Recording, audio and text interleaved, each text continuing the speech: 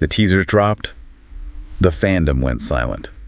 The skies over Rogers Stadium darkened, and a severe thunderstorm warning threatened to cancel everything.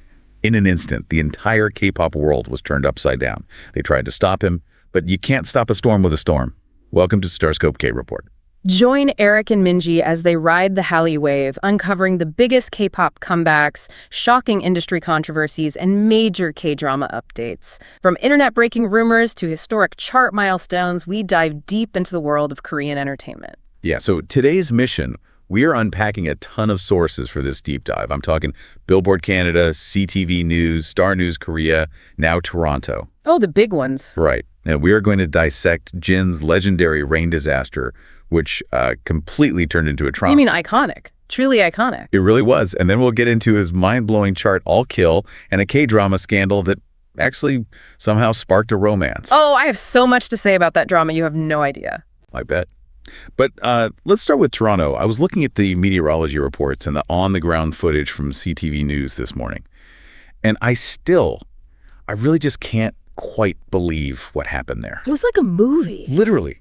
So we're talking about the North American leg of BTS's Airang World Tour.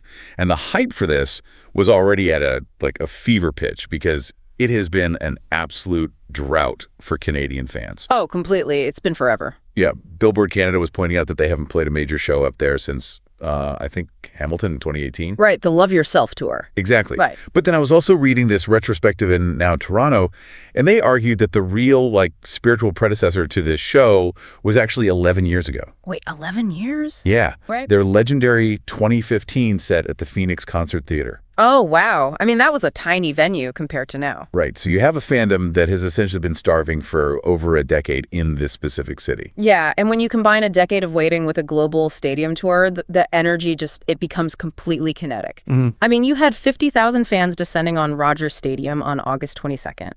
And the physical dedication we saw before the doors even opened was staggering. Oh, it was intense. People were lined up on the sidewalks in lawn chairs at 5 around in the morning. In the dark. Yes. Yeah. Sitting in pitch blackness, just waiting for a chance to get close to the barricades. That is real stan dedication. It really is. Yeah. But the real story isn't the music, well, at least not at first. It's the sky. The weather. Yeah. Environment Canada suddenly issues a yellow warning for severe thunderstorms. Which is terrifying. It is. If you've ever been to an open-air stadium, a severe weather warning isn't just, an inconvenience. It's a massive safety liability. Right, because of the lightning. Exactly. Yeah. So the screens in the stadium start flashing these emergency updates. And you have 50,000 people who've waited up to 11 years suddenly facing the very real possibility that the entire night is just going to be scrapped. Which is a logistical nightmare. Yeah. I mean, in the K-pop infrastructure, a stadium cancellation isn't just a simple rescheduled date. Right. It's not like a local band playing a pub. Exactly. You have fans who flew in from multiple continents, booked hotels, arranged their entire lives around this 1 3-hour window. Yeah. But then, about 3 songs into the set, the imminent danger of the lightning passes. The storm clears up just enough for safety protocols to allow the show to proceed. Thank goodness. Right. But the rain itself, it does not stop. It is a literal torrential downpour. Oh, yeah, it was pouring. And this is where, a normal group might dial back the choreography to be safe, but instead, BTS leans all the way in. I mean, the footage of this is incredibly cinematic. There's this massive 360-degree center stage, totally exposed to the elements. Mm-hmm. And Jin steps out into this absolute sheet of rain. He's wearing a crisp white shirt and a tie. The tie. Yeah. And he is getting completely soaked to the bone instantly. I know. And then later in the set, he swaps that out and is rocking this striking red bandana and a hood. Which looked amazing, by the way. Oh, totally. They aren't hiding from the chaos at all. They are playing with it. I mean, at one point, they actually start jokingly covering the weather girls' It's Raining Men. That was so funny. While the crowd is just losing their minds. Oh, the reaction online was instantaneous. When we talk about stan culture, being a highly dedicated, almost fiercely loyal fan, right. Moments like this are the ultimate fuel. Seeing JIN'S flawless visuals, which is a term the fandom uses to describe a member's standout physical appearance, seeing those visuals somehow surviving and even looking better in a torrential downpour, netizens, those highly active internet citizens in Korea, were basically short-circuiting online. Oh, the timelines were a mess in the best way. Exactly. The hashtags, #GNN_Toronto_D1 and Mapler Jin in Canada immediately hit #1 on the real-time trends in Korea and the US on X. Wow. Yeah. International fans and Korean fans completely agreed that the rain didn't ruin the concert at all. It actually elevated it. And the set list played into that, too. They pulled out these surprise tracks. They did outro, Wings with this sweeping orchestral intro. Yes. And then Dopey and Jungkook, the youngest member of the Maknae. The golden Maknae. Exactly. He made this massive promise to the crowd that they would absolutely return. But the moment that really anchored this whole experience for me happened the next night. Oh, right. Night 2. Yeah, night 2. The weather is perfectly clear. And RM is talking to the crowd, and he gets incredibly vulnerable. Yeah, I saw that. He reveals that while he was writing those surprise tracks, specifically Outro, Tear, and 0 O'Clock, he was actively fighting some deeply dark personal demons. That confession is such a crucial piece of the puzzle. It really is. Because K-pop as an industry is famous for presenting this polished, impenetrable armor of perfection. Right. The choreography is perfect, the skin is perfect, the smiles are always bright. But here is RM, the leader of the group, standing on a massive stage, shedding that armor and admitting to a period of intense struggle. He's offering that vulnerability up to the crowd as a shared experience of overcoming hardship. Which makes me want to pause and dig into the psychology of this for a second. Because I was thinking about this dynamic. You have the vulnerability from RM. You have the group brilliantly embracing local Canadian culture. I mean, RM wearing a Toronto Maple Leafs jersey, actually playing hockey with Leafs legends alongside Suga during their downtime. That was wild. V is wearing a Canadian flag cap. J-Hope has a flag patch on his shirt. They really went all in. They did. But beneath all that cultural integration and great music, something deeper happened on night 1. So I had to ask you, does a rain disaster, does enduring a severe storm together actually physically alter the relationship between a fan and their bias, their favorite member? Oh, that's a good question. Like, I'm thinking about this concept of trauma bonding or shared adversity. Does a miserable weather experience actually make the fandom stronger than a perfect sunny concert would have? Oh, it is the defining factor of a legendary show. Yes, absolutely. Psychologically, when a massive group of people endure something uncontrolled and slightly dangerous together... Like a freezing thunderstorm. Right, like a freezing thunderstorm. It breaks the fourth wall. A highly produced stadium show is a transaction. I pay for a ticket, you perform perfectly. Okay. But a storm strips that away. It becomes a shared survival event. Oh, wow. The fans proved their ultimate loyalty by refusing to leave, and the idols proved their ultimate dedication by singing and executing intense choreography on a slick, freezing stage. Right, they didn't hold back at all. Exactly. It stops being a performance and becomes a badge of honor. You weren't just at the Toronto show, you survived the Toronto storm. Wow, yeah. It bonds the fans to the artist in a way that perfect weather never could. That makes total sense. It's like a crucible. You go in as a consumer and you come out as a lifelong loyalist. Exactly. And if you think their onstage survival is impressive, that's not even the wildest part of this comeback. No. Wait till you hear the historic records Jin is casually smashing off stage right now. Well, if you love staying updated on your favorites, make sure you're subscribed to StarScope K-Report. We've got even bigger scoops ahead. Because we have to talk about how this loyalty in the stadium translates into sheer mathematical dominance on the charts. Yes. Jin is securing the throne while the entire Arirang era rewrites history. The numbers we were looking at are frankly difficult to comprehend. Yeah, they are. We're not just talking about a successful tour. We are talking about what the industry calls an all-kill, which is when an artist simultaneously hits #1 across every major real-time and daily music chart. Total domination. Right. And I want to break down exactly what this domination looks like, because the gaps between first and second place are staggering. Oh, huge. According to Star News Korea, Jin just topped MY1 PICK's 2026 second season chart in the K-pop solo category. And he didn't just win, he took 59% of the total vote. That's insane. That is 21,575 votes for one person. But the craziest part isn't this specific win. It's that he has held the #1 weekly spot on this app for 130 consecutive weeks. Unbelievable. That is 2.5 years of holding the gold medal, plus 31 consecutive months on the monthly ranking. To really grasp the gravity of 130 weeks, we have to talk about the how. Yeah, how does that even happen? How does a fandom achieve that? Because Western music charts often rely on passive listening. You put a playlist on in the background while you work. Right, just letting it run. Exactly. But K-pop voting apps like MY1PICK require mobilized, highly organized, daily active participation. Netizens coordinate this like a military campaign. It's not just tapping a button once a week. No, not at all. It is a gamified ecosystem. Fandoms have shifts based on global time zones. Wow. They set alarms for 3:00 a.m. to ensure hourly voting blocks are maximized. They pool resources and create tutorials in a dozen languages so new fans know exactly how to download the app and bypass regional restrictions. That is dedication. To hold that #1 spot for 130 weeks means thousands of people globally have refused to break their routine for 2.5 years. And that infrastructure bleeds directly into the streaming numbers too. Yeah. I mean, JIN'S solo mini album, Echo, features the title track, Don't Say You Love Me. That single track just surpassed 1 billion cumulative streams on Spotify. 1 billion. 1 billion. And while Jin is dominating solo, the group as a whole isn't slowing down either. The Arirang album just marked its 22nd consecutive week on the UK official album chart. Which is so hard to do. It really is. But I want to push back on this dynamic for a second. Okay. In Western boy bands, like think NSYNC or One Direction, massive solo success usually signals the death of the group. Right. The breakout star gets a taste of 1 billion streams and they leave.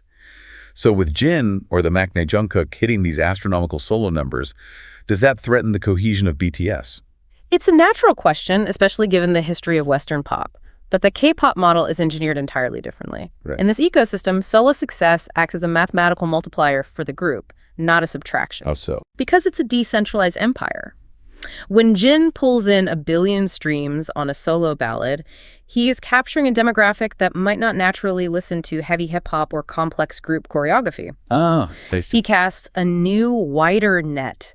A casual listener falls in love with his vocals on Spotify, joins the fandom, and then filters upward into the massive shared catalog of the entire group. That makes a lot of sense. Yeah, they don't leave BTS to follow Jin. They discover BTS through Jin. Their solo eras are structural pillars that only make the main temple stronger. That is a brilliant way to look at it. And Yeah. you can see that structural strength spilling over into the real world. The Hallyu wave, this massive global export of South Korean culture, is actually altering physical geography now. Oh, the street name. Yes. Because of this concert, the city of Toronto legally, well, temporarily, renamed a massive stretch of Yonge Street, which is one of the longest streets in the world, to BTS Boulevard until September 21st. I love that so much. The literal takeover of the city's infrastructure. It's incredible. And it extends into fashion and merchandise in a way that feels almost religious. Oh, yeah. Yeah, during that rain-soaked Toronto show, Jin wore a very specific tie. It's the BTS JIN Vintage Playing Cards Necktie by a brand called Pure Cotton Shirt Co. Okay. It features these abstract lightning motifs and playing cards, and it retails for just $39.99. Wait, really? Which is incredibly accessible for an idol's wardrobe. Exactly. But because he wore it during that iconic thunderstorm-soaked performance, it ceases to be a $40 piece of fabric. Right. It undergoes this relicification process. It instantly transforms into a sacred collector's item. Oh, I bet it sold out instantly. Fans rush to buy it, not because it's high fashion, but because it's a physical artifact that connects them to the memory of that legendary night. I love that. We're seeing how an uncontrolled weather event turns a necktie into a historical artifact and a solo stream into a group victory. But later in the deep dive, we'll talk about the shocking plot twist in a K-drama that nobody saw coming. I am so ready for this because we are moving from the very real stakes of a stadium stage directly to the engineered stakes of the TV screen. Yes, let's shift over to television. If you have been anywhere near social media, you have heard about the latest TVN Monday, Tuesday K-drama obsession, My Favorite Employee. Oh my gosh, yes. You have a massive scandal, a stalker accusation, and a plot twist that has the internet buzzing. Netizens are absolutely devouring every frame of this show. They really are. So Star News Korea did a full breakdown of the dramatic episode that broadcast on the 25th. We are following the character Darium, played by Kim Hae-jun. Who is fantastic, by the way. Oh, amazing. And the show describes her as facing the greatest crisis of her otaku life, For those who might not know, an otaku generally refers to someone with an intense, obsessive fandom interest. Right. So Darim is caught in the crossfire of a massive scandal involving another character, Chan, who is played by Cha Woo-min. It leads to these spiraling, chaotic misunderstandings. We are talking wild public protests, with crowds actually accusing Darim of being a stalker. The pacing of K-dramas is just unmatched when it comes to escalating stakes. It's so fast. A minor workplace misunderstanding snowballs into public protests and character assassination at lightning speed. But the twist is how she handles it. Because objectively, being publicly branded a stalker should ruin her life. Yeah, in real life, absolutely. But instead, the sheer crushing pressure of this scandal forces her to stop hiding and make a direct confession of her true feelings. I was screaming at the TV. It culminates in this incredibly anticipated kiss scene right in front of Hagi's home, Hagi being played by Kang Hun. The scandal didn't destroy her. It was the exact catalyst that officially started the romance. The screen chemistry during that confession was electric. And structurally, this is the classic enemies to lovers or scandal to lovers trope, executed flawlessly. Oh, congrats. K-drama fans live for this specific narrative arc.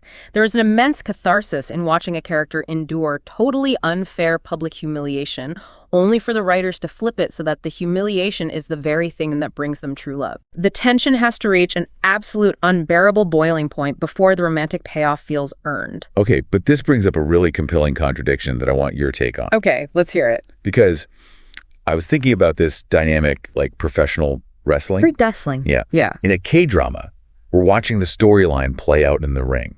The fans want the drama, the betrayal, the scandals, because we know it leads to a romantic resolution. We paid for the storyline. Right. But in real-life K-entertainment, an idol getting caught in a dating scandal or a stalker rumor is like a wrestler breaking character backstage and insulting the audience. Oh, that's a great point. It shatters the illusion. Real agencies use scandals to tear idols apart, or they force them into an indefinite hiatus, meaning they're completely suspended from all public activities just to appease angry fans.